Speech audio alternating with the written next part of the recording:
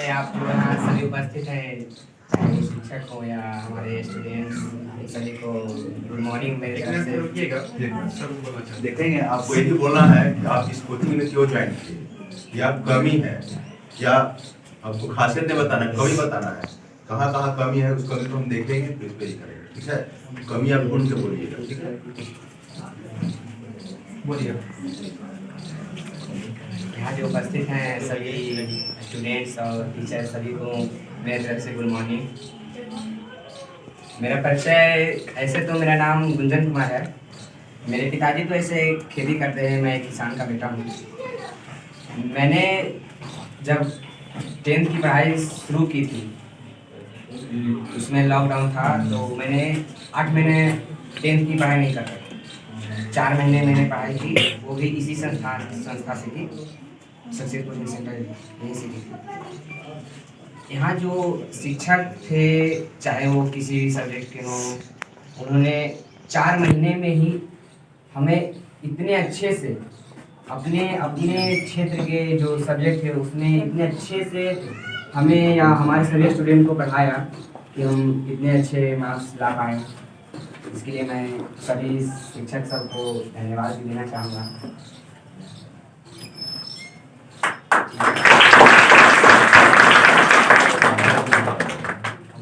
आगे क्या करना है आपको? आगे तो अभी फिलहाल इंटर के बारे में सोच रहे हैं, लेकिन आगे ऐसे मेरा है एम कि IIT ज्वाइन करें।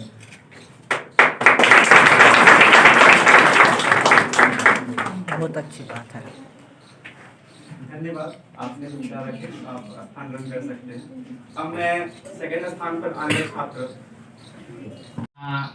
हाजीपुर आया और मैंने यहाँ पे मेरी दीदी जो थी उसी के कहने पर और उसी के साथ में यहाँ धर्मेंद्र सर के कोचिंग में पढ़ने आया। मुझे उतने पहले तो जानकारी नहीं थी कि यहाँ पे इतनी बेहतर पढ़ाई होती थी, क्योंकि मैं हाजीपुर से ही पूरा अनजान था, क्योंकि मैं गांव का छात्र था। जब मैं यहाँ पे आया तो मैंने देखा कि यहाँ के जितने भी सर लोग थे और यहाँ के बच्चे, उनमें क्वालिटी इतनी थी कि मैं यहाँ कुछ था ही नहीं। फिर भी मैंने यहाँ अपने आप को निखारना चाहा और यहाँ सुनाए जाते हैं, हर नगमे यहाँ गाए जाते हैं, सुने जाते हैं, सुनाए जाते हैं, हर नगमे यहाँ गाए जाते हैं। जो सुने वह श्रोता है, जो सुने वह श्रोता है, और जिसे बुलाया जाए वह श्रुति है।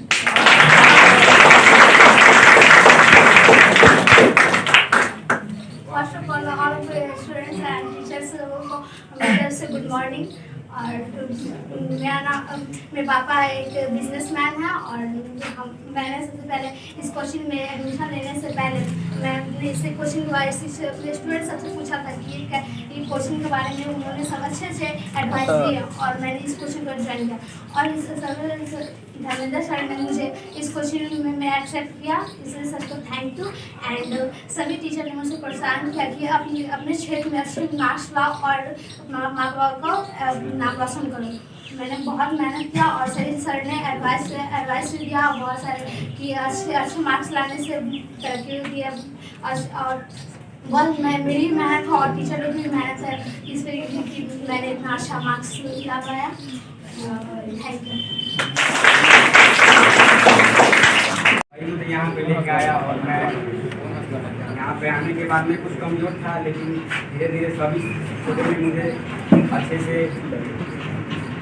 मतलब उसके बाद मैं नंबर से गया और उसके नंबर के श्रेय मैं अपने माता पिता और सभी को देना चाहता हूँ। और आगे चल के मैं रेलवे ड्राइवर बनूँगा।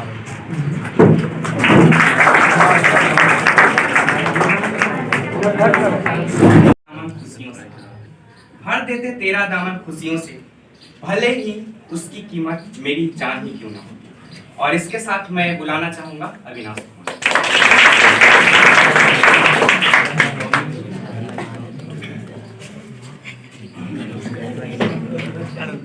मेरा नाम अविनाश कुमार है, मैं सारण डिस्ट्रिक्ट से बिलोंग करता हूँ। मेरे पिताजी एक सामान्य किसान वर्ग से बिलोंग करते हैं। मेरी कभी सपना नहीं थी कि मैं हाजीपुर आकर पढ़ सकूं, क्योंकि मेरे फैमिली से आज तक किसी ने बाहर जाके कोई पढ़ाई करने की हिम्मत भी नहीं की है। हमने पहली बार किसी चीज़ को हिम्मत की कि कभी बाहर निकल के पढ़े। बट फर्स्ट टाइम मैं जैसे ही हाजीपुर में आया तो बहुत से इंस्टीट्यूट में मैंने घूमा, उसमें ट्राई किया, उसमें गया, उसमें कुछ दिन तक स्टडी भी किए, लेकिन स्टडी करने के बाद हमें संतुष्टि नहीं मिली। सबसे बड़ी बात होती है संतुष्टि, हमको संतुष्टि नहीं मिली। उसके बाद हमने प्लान बनाया कि हम जो यहाँ पर आए लगता है हम गड़बड़ कर दिए।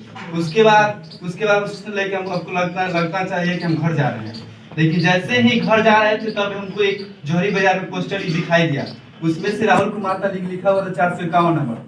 तब हमको एक आशा की किरण नजर आई कि हम भी कर सकते हैं, क्योंकि हम बचपन से सपना था कि हम बिहार टॉप करें, लेकिन ऐसा हुआ नहीं। सहयोग की बात है कि ऐसा नहीं हुआ, पर मैंने बहुत मेहनत की, प्रयास किया, फिर भी वो नहीं हुआ।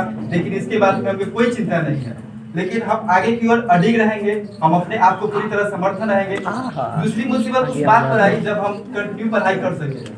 फैमिली बैकग्राउंड हमारा इतना भी मजबूत नहीं था कि मंथली हमको पैसा भेज सके। जब पैसा नहीं आ रहा था उस समय हमने संघर्ष करते रहा। संघर्ष करते करते एक दिन ऐसा मुकाम आया जहाँ पूरी तरह से अब टूट चुके थे, जहाँ मैं पढ़ाई के दौरान कोचिंग पढ़ाया करता था, होम ट्यूशन किया करता था, कुछ दिनों तक किया, उन्होंने पैसा देना बंद कर दिया। इस तरह से हम चारों तरफ से टूट गए। उसके बाद लगा कि अब हम कुछ नहीं कर सकते हैं। उसके बाद में हम प्लान किए कि हम घर जा रहे हैं। उसी वक्त मेरे मम्मी की तबीयत खराब हुआ, ऑपरेशन कराना पड़ा और पापा सब पैसा उसी में लगा दिए। उसके बाद हमको लगा कि अब हम फंस जाएंगे, ना उधर के रहेंगे ना इधर के रहेंगे। उसके बाद हमने घर पुनः वापस करने की सोच ली और रातों रात हमने घर वापस ही चला गया। फिर इस कोचिंग इंस्टीट्यूट के सब सौभाग्य की बात है कि मुझ पर विश्वास किया, कि कुछ पैसा इन्वेस्ट किए, हमको छात्रवृत्ति देने का भी प्रावधान किया। उसके बाद कोचिंग इंस्टीट्यूट ने फिर से हमको बुलाया, उसमें हम फिर से रहे।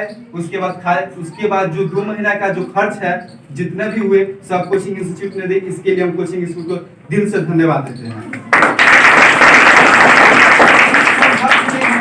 संघर्ष किए, उस संघर्ष में हमने सीखा कि जिंदगी अगर दाव पर लगानी हो तो दाव पर भी लगाना चाहिए, क्योंकि सफलता उन्हीं को मिलती है जिनके हौसले बुलंद होते हैं। माझी तेरी कश्ती के तलबदार बहुत है, माझी तेरी कश्ती के तलबदार बहुत है, इस पार कुछ मगर उस पार बहुत है। जिस शहर में खोली है तूने शीशे की दुकान, उस शहर में पत्थर के खरीदार बहुत बताना चाहता हूँ कि बच्चे के आजकल पढ़ाई में इंटरेस्ट क्यों नहीं है, बच्चे पढ़ना क्यों नहीं चाहते हैं। इस पर मैंने कभी भी रिसर्च किए। जब हम संघर्ष की कहानी को जब मैं अपने आप को लड़ता हूँ तब मैं पाता हूँ कि बच्चे के पढ़ाई में इंटरेस्ट क्यों नहीं है। जैसे एक कहानी है, अगर मान लीजिए अगर आप लोग को 3-4 दिन तक रेगिस्तान में छोड़ दिया जाए, वहाँ पीने के लिए पानी भी नहीं हो, पानी तक पीने की नहीं हो, अगर 1 दिन हो जाए, 2 दिन हो जाए, 3 दिन हो जाए, तीसरा दिन अपने आप को टॉयलेट भी पी सकते हैं। क्यों? क्योंकि आपका मजबूरी है, अभी कोई अपना टॉयलेट नहीं पी सकता, इसलिए क्योंकि उसके पास सब चीज उपलब्ध है। यही हुआ कि मेरे पास उपलब्ध नहीं था, इसलिए हम अपने आ गए समझदारी के दलदल में, वो नादान बचपन भी कितना आगे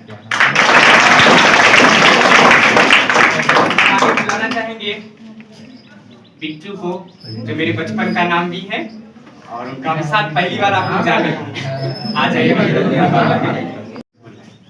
सब समझ लेना कि सबको मिल गया, ठीक है, कोई नाराज उदास नहीं होना, क्योंकि मेरे पास चॉकलेट भी नहीं है कि देके बस खत्म हो गया। रवि सर का बेटा ले लिया, क्योंकि हम रवि सर को आज देख करके समझे हैं कि रवि सर को आज देख के ये समझे हैं कि शादी से पहले दुनिया घूम लेना चाहिए, नहीं तो शादी के बाद दुनिया घूम जाती है। सभी बच्चों के लिए कुछ पंक्ति पेश करते हैं, कोई बात नहीं अपने सभी बच्चे के लिए है। प्रेम की राह दिखाए, प्रेम की राह दिखा, दुनिया को रोके जो नफरत की आंधी। प्रेम की राह दिखा, दुनिया को रोके जो नफरत की आंधी। तुम में ही कोई नेहरू होगा और तुम में ही कोई गांधी। मैं आगे बुलाना चाहता हूँ चाँद, और ये है एक छोटी प्यारी सी बच्ची है जिनका नाम है निशा कुमारी।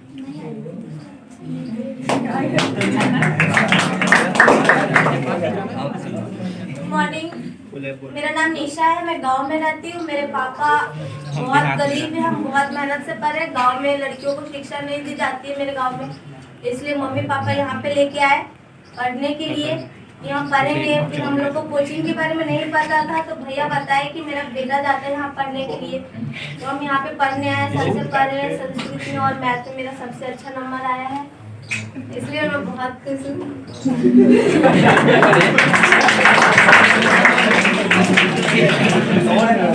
कहा कि मुझे बारिश में घूमना बहुत अच्छा लगता है।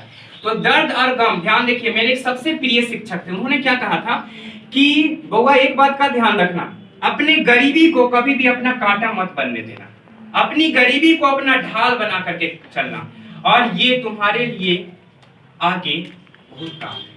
तो आप अपनी गरीबी को प्रयास कीजिएगा कि कांटा नहीं बनने देने का, बल्कि ढाल बनाए रखने का। ये आगे आपको आपके लाइफ में बहुत कुछ दे सकता है। ये शीर्षक है कभी रोना नहीं। शुरू करते हैं। कुछ है, जो आफत आ भी जाए तो, ये दिल घबरा भी जाए तो, कदम सच पर तुम्हारा हो, कोई झुठला भी जाए तो, तुम्हें विश्वास ये खोना नहीं है, तुम्हें कभी रोना नहीं। हो मुश्किल की घड़ी कोई, हो मुश्किल की घड़ी कोई, तुम्हें कोसे कभी कोई, हसद से या जलन से ही खुशी छीने यदि कोई, मगर नफरत कभी बोना नहीं, कभी रोना नहीं। न तुम विश्वास को खोना, न कभी मत लास्ट लाइन है उसके बाद, न तुम विश्वास को खोना, पहले ही शुरू करते हैं। न तुम विश्वास को खोना, कभी मत आस को खोना, न दिल को टूटने देना, न अपना किसी से रूठना। लास्ट 2 लाइन है जो आपके सामने रखेगा। नहीं है भाग्य में तो होना नहीं, कभी रोना नहीं।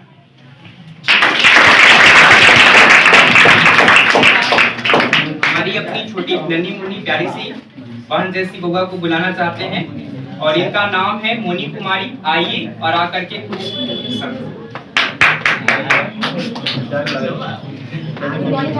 My name is Moni Singh. मैं इस संस्था में अपनी दीदी के साथ आई थी। मेरे घर पे वो लोग मुझे हौसले नहीं दे रहे थे कि मतलब तुम इतने आगे जाओगी, लेकिन ये सक्सेस में आने के बाद मुझे ऐसा लगा, सारे सर ने मेरे हौसले बढ़ाए और बोले कि नहीं तुम भी कुछ कर सकती हो, जिसके कारण मैंने मेहनत की और इतना आगे पहुंची। इसलिए मैं सारे शिक्षकों को दिल से धन्यवाद देती हूँ। चलिए नेक्स्ट में आगे देखते हैं। हाँ, नेक्स्ट में हुआ है, इनका नाम है अदिति। आइए अदिति और आकर के 2 शब्द।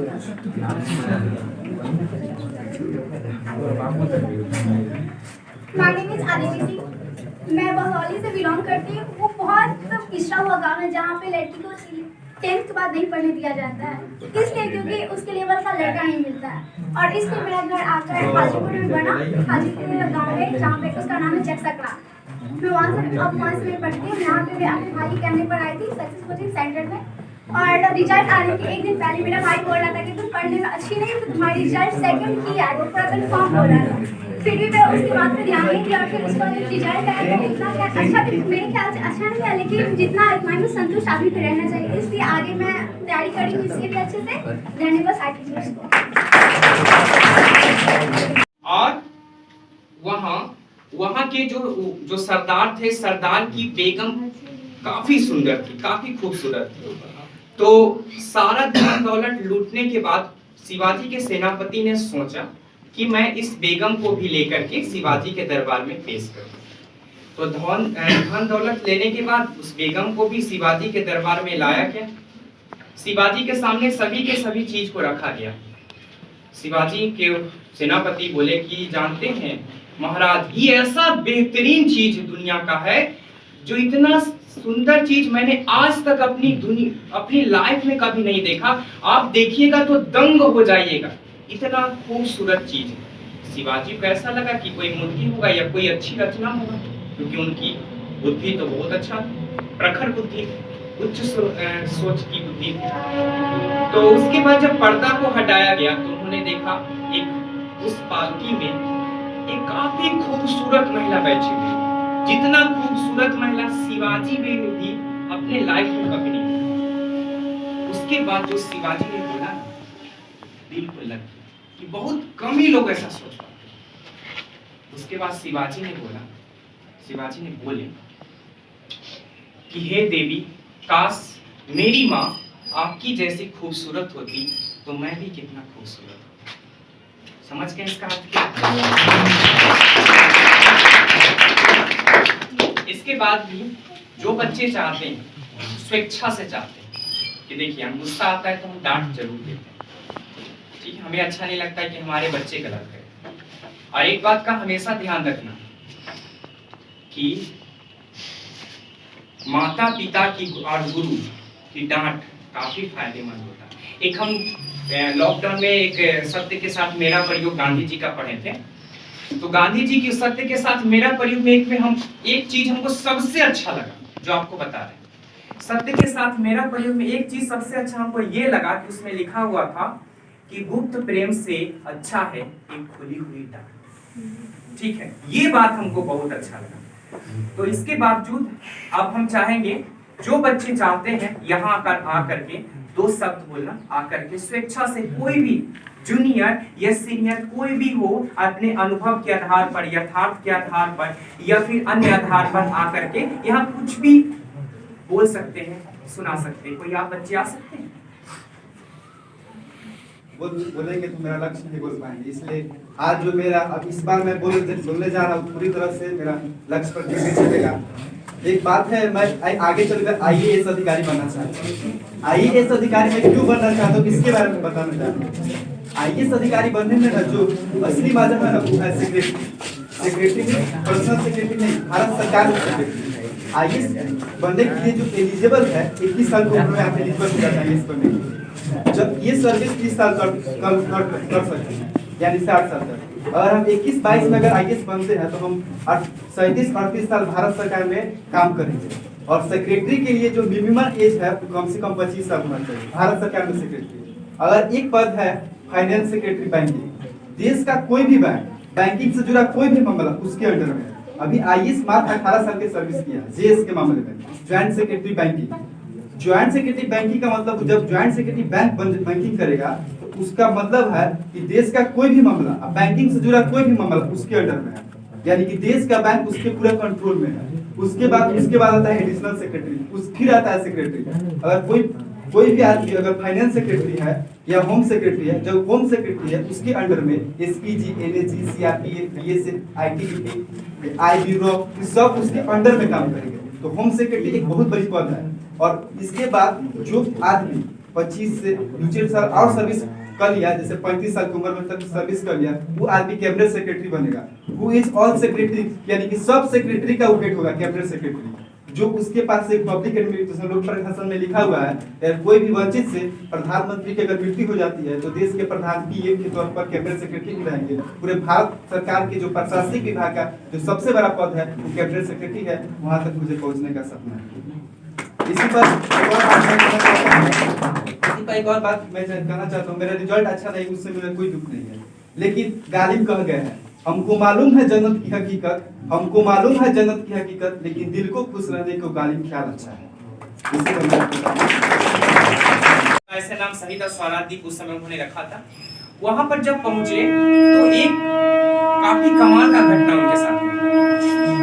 और उस घटना के बाद भारतीय माँ के प्रति दिल से वो घटना क्या था ये अभी हम आपके सामने में घटना इस प्रकार से था कि उनकी फौज अंडमान निकोबार द्वीप समूह में आ गई और उसके बाद वो चाहते थे कि पूरा भारत पर उनका कब्जा, क्योंकि वो कई महापुरुष, जिनका हम नाम बताना नहीं चाहेंगे, वो कई महापुरुष की नीति से खुश नहीं थे। वो नहीं चाहते थे कि हम कटोरा लेके अपनी आजादी का भीख मांगे। आप कौन होते हैं आजादी देने वाले? हम स्वयं अपनी आजादी को आप नहीं दीजिएगा तो हम छीन करके लेंगे। ऐसे वो मत रखते थे, भगत सिंह के जैसे समझ सकते हैं। वहां पर जब उनकी सेनाएं सभी की सभी ट्रेनिंग में सभी लोग व्यस्त थे, उसी दरमियान एक माँ आई अपने बेटे को लेकर। और आश्चर्य लगता है, ऐसी माँ को हम सशक्त नमन करते हैं। अपने बेटे को लेकर के आई और बोली, बेटा सुभाष, मेरे इस छोटे बेटे को अपनी सेना में भर्ती कर। सुभाष चंद्र बोस उस समय कोई कार्य में व्यस्त थे। उन्होंने माता को प्रणाम नहीं किया, उसे सिंपल ही समझ रहे हैं। कोई नहीं। और उसके बाद डायरेक्ट घूमते हुए पीछे बोले कि माते तुम्हारा बेटा अंधा है, ये सेना में कैसे भर्ती हो सकता है? तो उन्होंने कहा, उनकी माँ ने कहा, तुमने तो मुझे माते कहा, यानी मैं तुम्हारी माँ हूं। तो सुने बेटा, ये शख्स मेरा बेटा भले ही अंधा है, ये गोली नहीं चला सकता है, मगर दुश्मन की एक गोली तो कम कर सकता है। समझिए उनकी माँ का दर्द। और वो अपने बेटा को ये कुर्बान करने के लिए तैयार था। उसके बाद सुभाष चंद्र बोस उस माता के सामने में नतमस्तक होके उनको नमन किए। ऐसे हमारे धरती में हमारी माता है, पिता है और हमारे लोग हैं। इतना अच्छा हमारे उसके बावजूद आप लोग वीर बहादुर होने के बावजूद एक ऐसा भी बच्चा नहीं, कम से कम एक बच्चा अगर यहाँ आ गया ना, एक बच्चा भी, तो हम मानेंगे कि चलिए मेरा कुछ कहना तो सही हुआ। कम से कम एक बच्चा भी आ जाए। जॉब हासिल करने के बाद 10 से 5 की ड्यूटी का बहुत टाइम लगेगा, उस टाइम बहुत कितना पढ़ सकते हैं। इसलिए अभी आपको जो टारगेट है उसको फॉलो करना है। अभी आप 12वीं भी जाने वाले हैं, इंटर के जो भी सिलेबस है उसको फॉलो कीजिए। सब लोग हैं उनके बताया गया जो रास्ते उस पर चले और जो सिलेबस को फॉलो कीजिए। उसके बाद आपके बहुत से द्वार खुलते हैं, बहुत से परीक्षा के द्वार खुलते हैं। उसके जो भी तैयारी करना चाहते हैं उसके सिलेबस को फॉलो करें और उसके आगे बढ़ें। एनडीए कर्नल के लिए सर क्या एनडीए के लिए एनडीए पर जाओ नहीं, एनडीए कर्नल हाँ, सबसे पहले होना चाहिए साइंस होना चाहिए। और साइंस होने के बाद आप से फॉर्म भर सकते हैं। उसका एंट्रेंस एग्जाम होता है, एंट्रेंस देने के बाद आप क्वालीफाई करते हैं, उसके बाद सारे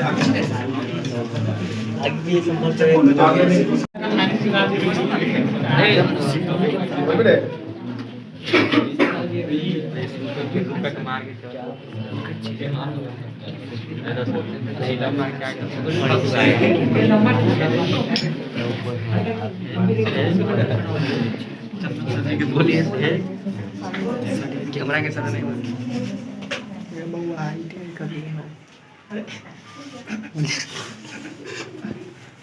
सभी गुरुजनों और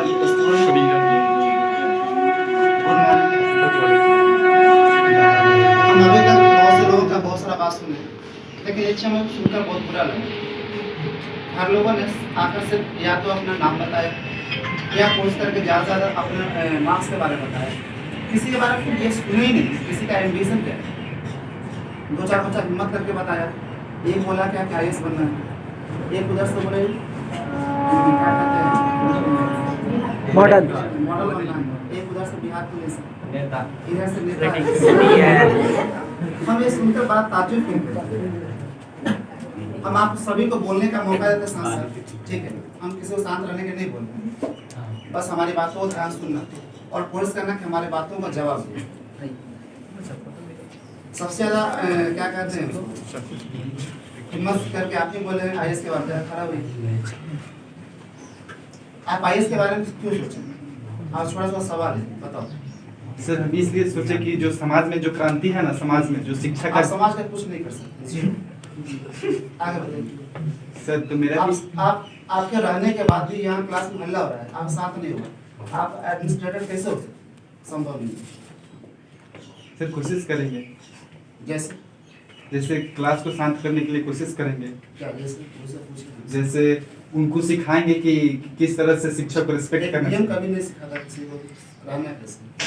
हमें देखा कभी पेपर में ऐड आते डीएम सिखा रहा है नहीं, तो ये लोग का संस्कार में जो बहुत कमी उसको तो हमने संस्कार की बात हम कर ही नहीं सकते। हम लोग अपना संस्कार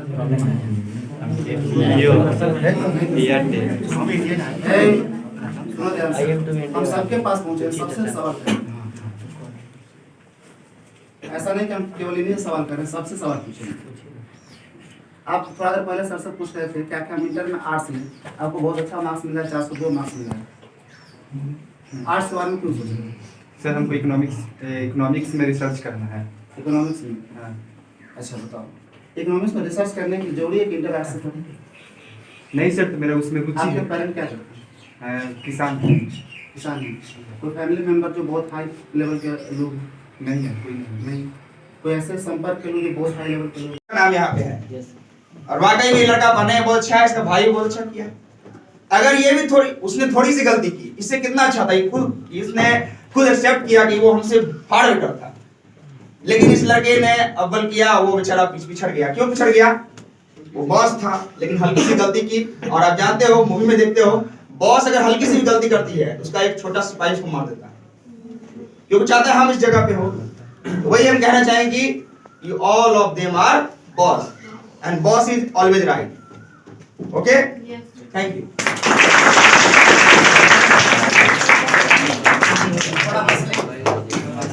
प्रयास कीजिएगा इसका शुरू में ही पॉजिटिव बाद में इसका अर्थ आ जाता है। शुरुआत करते हैं, उसके बाद एक सर को बुलाएंगे। जब जब घिरे बादल, जब जब घिरे बादल तेरी याद आई, जब जब घिरे बादल तेरी याद आई, जब झूम के बरसा बादल तेरी याद आई, जब जब मैं भीगा तेरी याद आई, अब रहा नहीं जाता छत्ती लौटा दे भाई। तो अब हम चलते हैं हमारे सर के यहाँ, इंग्लिश वाले सर के यहाँ। इसी के सर और अपनी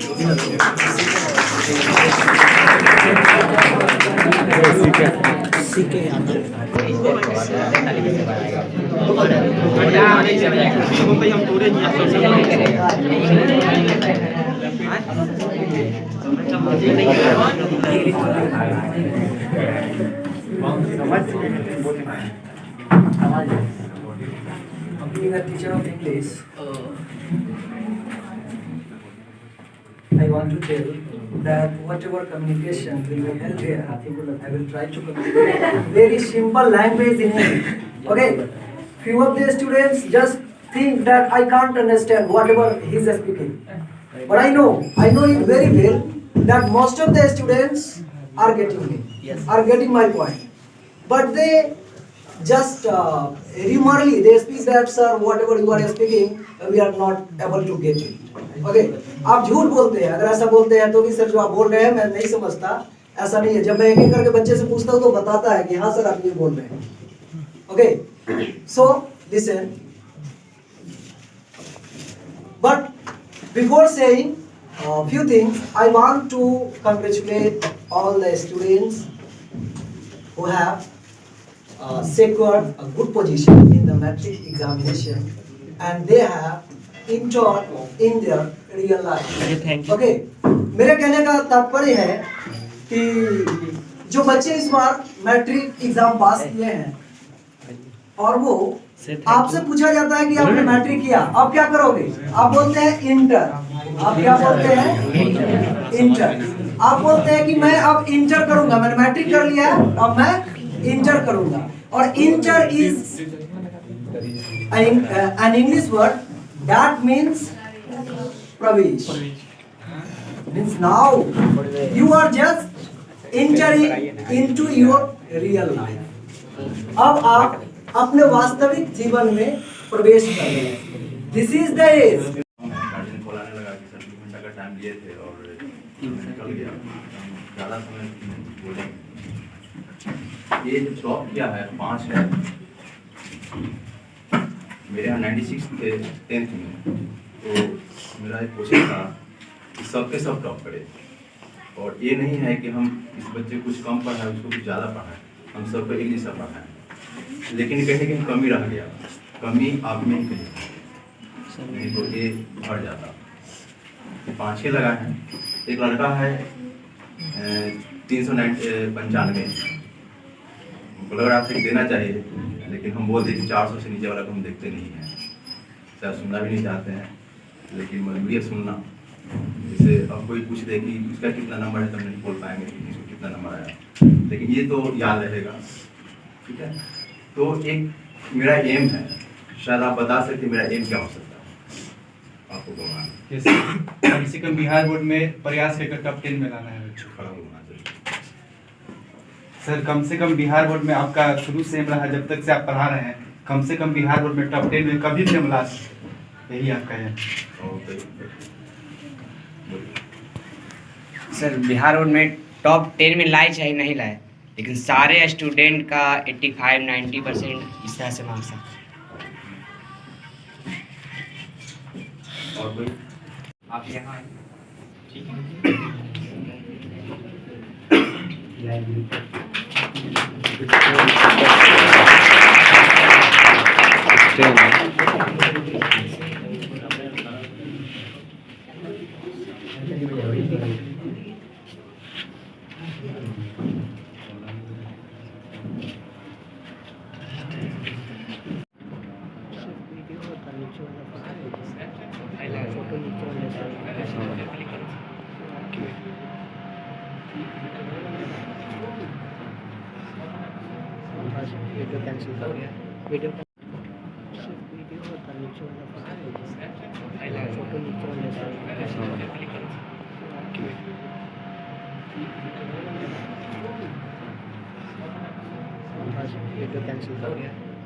ध्यान रखिएगा, इसको पहले निगेटिव अर्थ में ना लेके पॉजिटिव अर्थ में लीजिएगा, बाद में इसका पूरा अर्थ निकल जाए। हर्षित है पूरा वातावरण, हर्षित है पूरा वातावरण, चलो इस करें। दिल झूम रहा आज, चलो इस करें। अरे उनसे नहीं, अरे उनसे नहीं जिनसे आप समझ रहे, अरे उनसे नहीं किताबों से, चलो इस करें। फिर ये हर्ष को बुलाकर, चलो इस आ जाइए।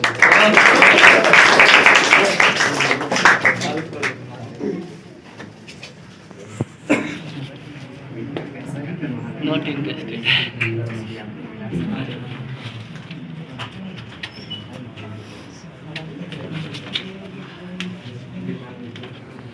बहुत करो ना।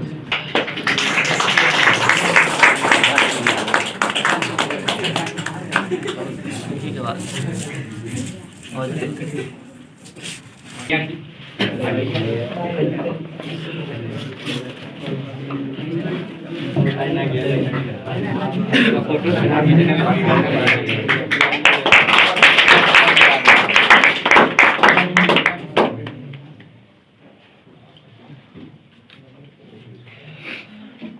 नेक्स्ट में इनका जो सपना है सोचे उसी मानसिकता से, उसी आधार पर कुछ किया जाए ताकि वो उसको समझ सके। तो अभी नेक्स्ट में हम बुलाना चाहेंगे जो है अविनाश कुमार, आइए।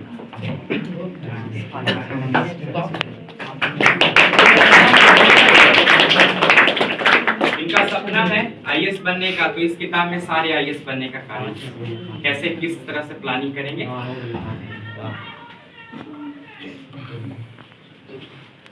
नेक्स्ट 10 में जो लोग मैट्रिक एग्जाम दी थी पास की है, जो दे करके आइए।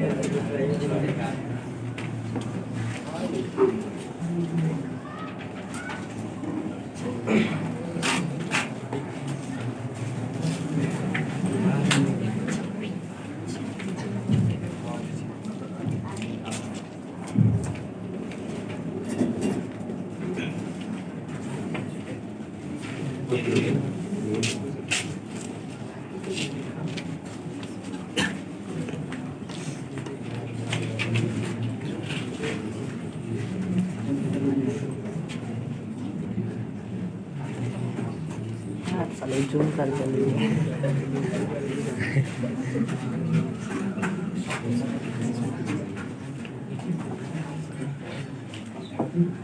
ले ला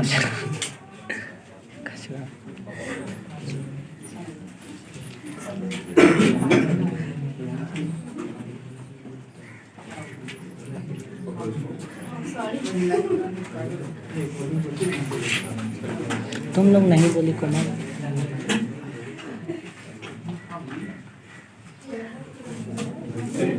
बाय में आइए तो इंतजाम दिए जाओ भाई जल्दी जल्दी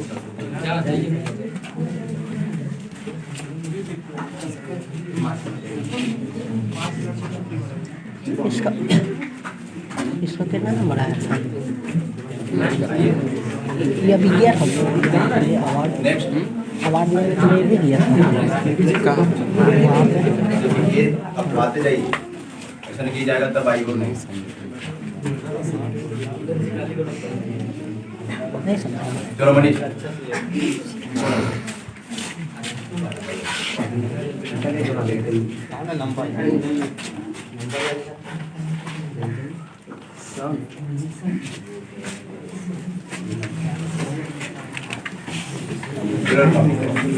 निकलो निकलो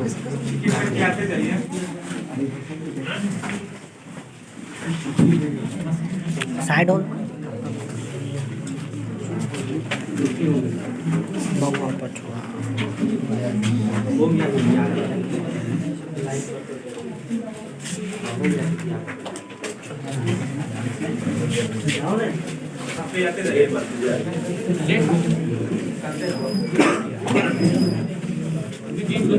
जाओ जाओ जाओ ना जाओ हो गया।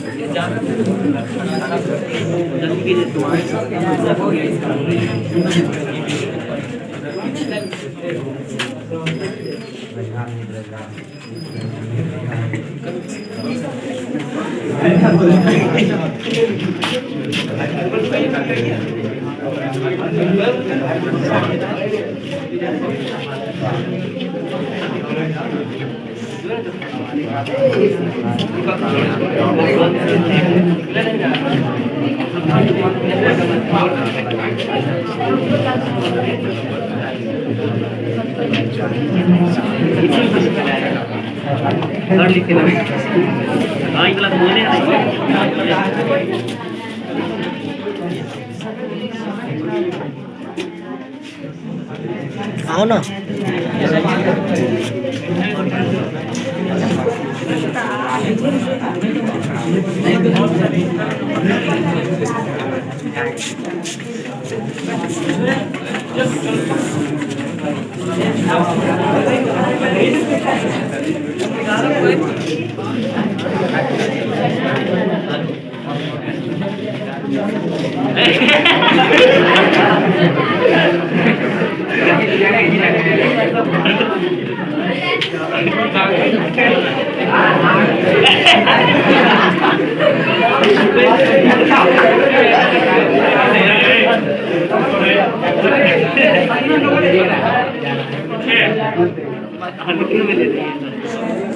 और कोई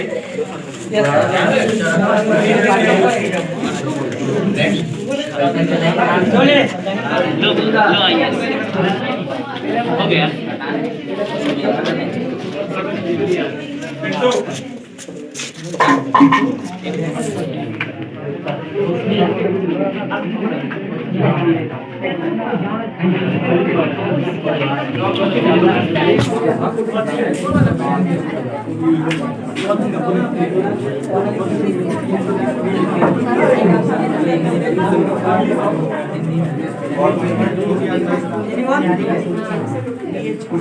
सुना अगर हम जाएंगे तो